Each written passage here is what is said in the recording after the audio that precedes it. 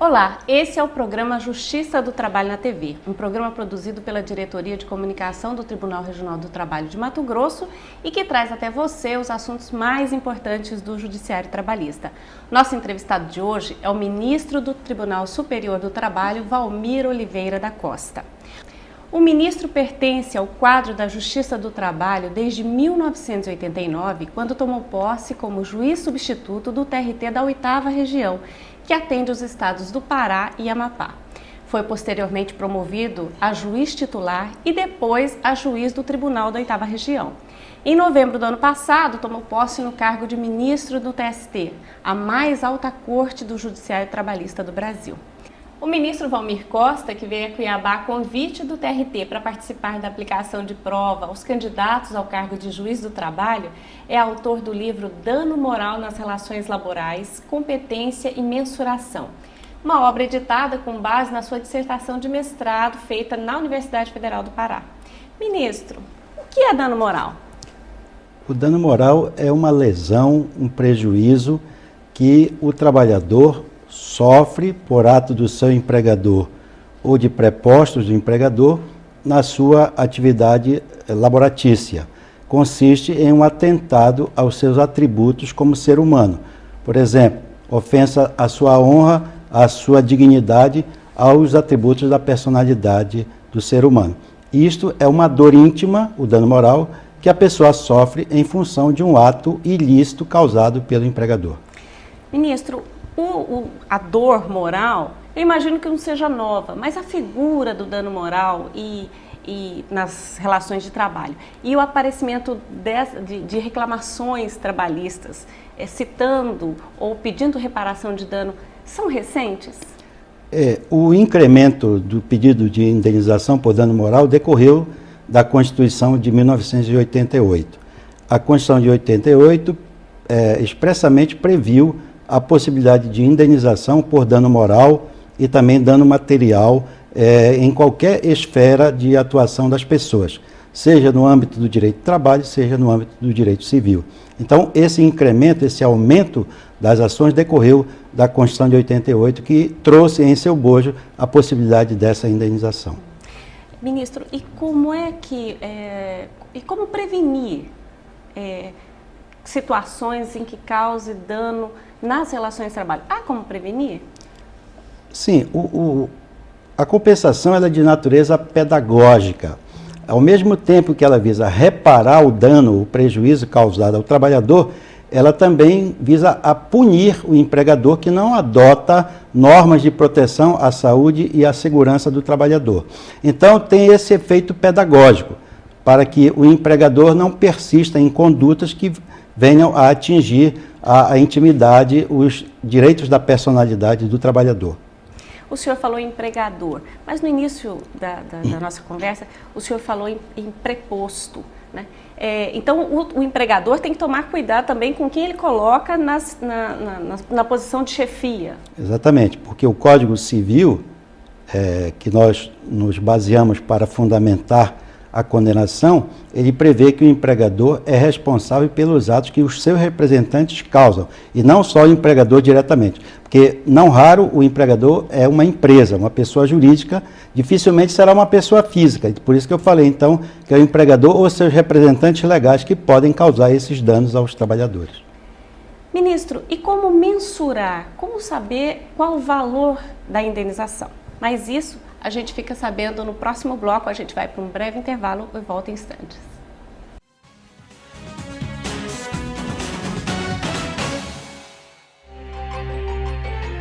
O site do Tribunal Regional do Trabalho mudou de nome. Agora você poderá acessar o portal da Justiça do Trabalho de Mato Grosso através do seu novo endereço eletrônico, www.trt23.jus.br. Lá você encontrará as notícias do Judiciário Trabalhista diariamente atualizadas, serviços, consultas e muito mais. Não esqueça, www.trt23.jus.br. Tribunal Regional do Trabalho, Mato Grossense como você.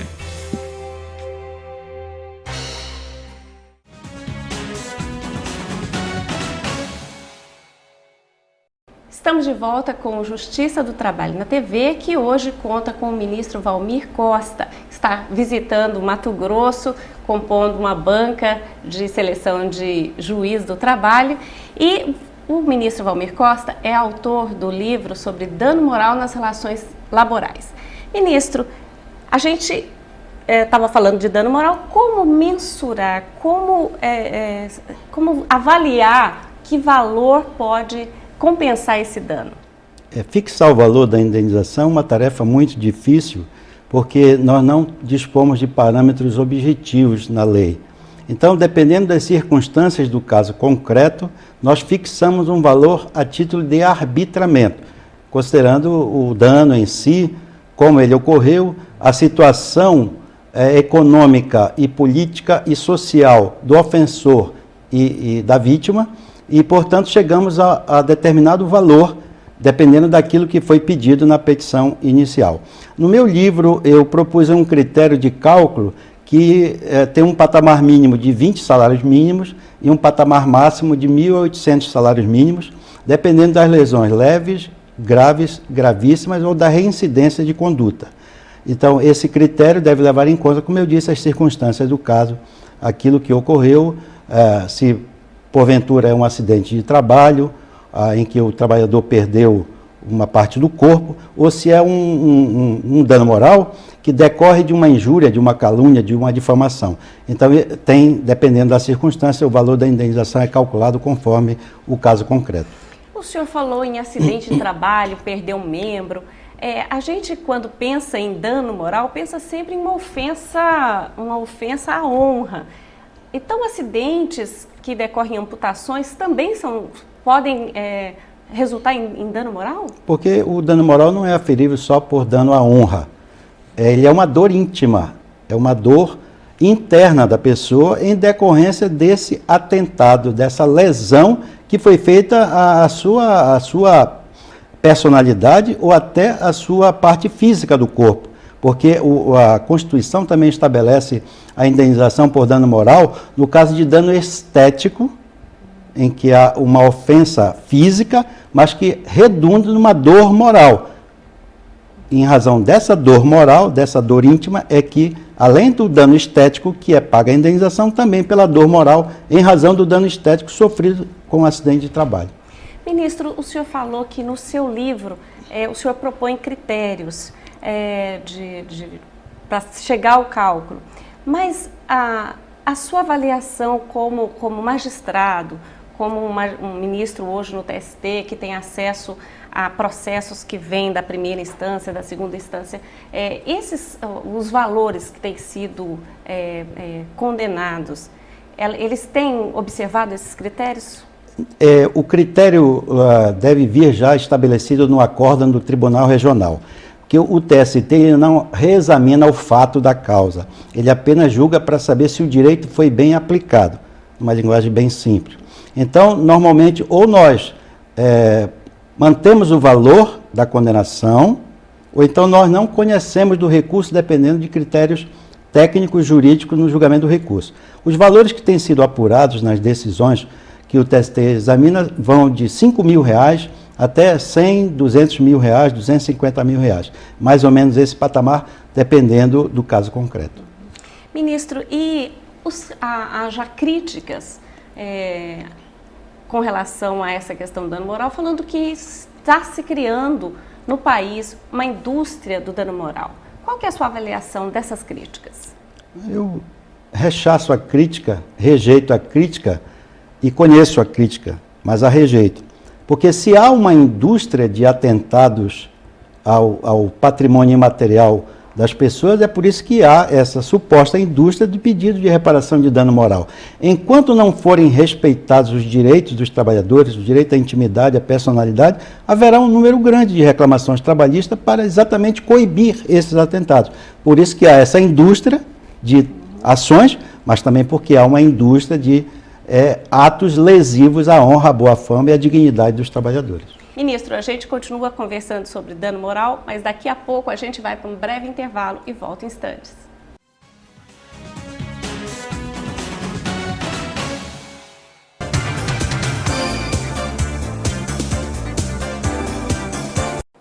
Olá! No quadro Questões Trabalhistas de hoje, você ficará sabendo um pouco sobre o direito de férias do trabalhador. O que fazer se as férias venceram e o funcionário não desfrutou? O empregador tem o prazo de 12 meses para conceder férias ao empregado que completar o período de 1 ano de trabalho. Por exemplo, se o trabalhador começou a prestar serviços em 1º de abril de 2007, terá o direito a férias a partir de 1º de abril de 2008. No entanto, a empresa poderá conceder este direito até 1º de abril de 2009. Se o funcionário não desfrutar de suas férias até essa última data, adquire o direito de receber o salário em dobro. Este valor deverá ser pago assim que o funcionário tirar férias, ou quando for dispensado, se for o caso. Lembre-se, o gozo de férias é um direito constitucional legalmente assegurado ao cidadão trabalhador, que jamais poderá ser forçado ou pressionado a abrir mão do período destinado ao seu lazer e repouso. Até a próxima!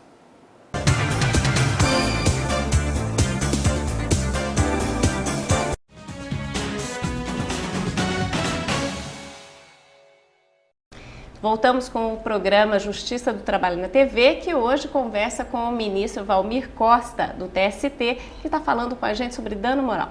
Doutor, a gente está falando muito de dano moral que o trabalhador sofre no ambiente de trabalho, mas é só o trabalhador que pode ser alvo de dano moral na relação de trabalho? Não, dano moral é uma via de mão dupla. O empregador também pode sofrer dano moral causado pelo trabalhador, por seu empregado. Como, doutor? Porque a empresa ela tem a sua honra objetiva, o seu bom nome, o seu bom conceito. Se esse bom nome ou bom conceito for, entre aspas, sujado por uma atitude do trabalhador que seja ilícita, o empregador pode acionar a justiça para que o trabalhador ressarça o prejuízo que a empresa teve por esse ato atentatório também ao bom nome, ao bom conceito da empresa. Ministro, o senhor falou sobre o caráter pedagógico dessas indenizações. O senhor, como julgador, como estudioso dessa área, o senhor percebe, já dá para se perceber que a sociedade está mais pacificada, que as relações estão mais civilizadas nessa questão de danos morais no ambiente de trabalho? De certo modo, sim. O número de ações tem sido grande, mas o número de condenações não tem sido à altura do número de reclamações. Isso significa que também os empregadores têm razão quando são acionados na Justiça do Trabalho. Ou seja, há uma certa equidade, uma certa equivalência nessas prestações para atender exatamente esse caráter pedagógico e punitivo que a condenação surte nas relações de trabalho, pacificando-as. Essa é a intenção da indenização por dano moral, é para que o empregador ou o trabalhador não persevere nessa conduta ilícita que torna inviável prosseguir nas relações de trabalho. Doutor, o senhor, autor do livro Dano Moral nas Relações Laborais, o senhor também o senhor, como a gente disse no início, é ministro do TST e está aqui em Cuiabá participando da prova oral, sendo julgador na prova oral do concurso de juiz que o Tribunal Regional do Trabalho está realizando. Qual que é a sua avaliação dos candidatos, dos jovens juízes, dos nossos candidatos aqui? Qual que é a sua avaliação, o senhor que tem 20 anos de Justiça do Trabalho? Eu fiquei muito honrado com o convite para participar da banca examinadora. O nível dos candidatos é muito alto, o nível é realmente excelente, fiquei surpreso, agradavelmente surpreso, tanto assim que nós aprovamos os 5 candidatos que submeteram a prova oral com um nível muito bom mesmo de respostas às nossas indagações, e o tribunal está de parabéns com os novos juízes substitutos do TRT da 23ª Região. Doutor, então a sociedade mato-grossense nessa área trabalhista está bem atendida? Eu espero que sim, pelo menos porque eu pude verificar na avaliação da prova oral, os candidatos são muito preparados e tenho certeza que darão muito bons juízos para a sociedade cuiabana. Ministro, nós agradecemos sua visita, nós agradecemos as suas informações. E o programa Justiça do Trabalho na TV agradece a sua atenção e o Tribunal Regional do Trabalho de Mato Grosso se coloca à disposição para esclarecer qualquer dúvida através do nosso endereço eletrônico que aparece no seu vídeo. Até o próximo programa.